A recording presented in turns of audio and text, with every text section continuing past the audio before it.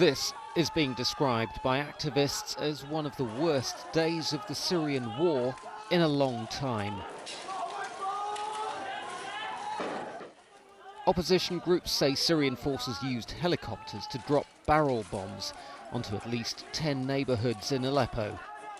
Volunteers are begging for help. We have not rested since morning. More than 10 different areas in Aleppo came under heavy bombardment. They were shelled by both explosive barrels and missiles. And as you can see, this is the only equipment the civil defense team has. We don't have any other tools or equipment.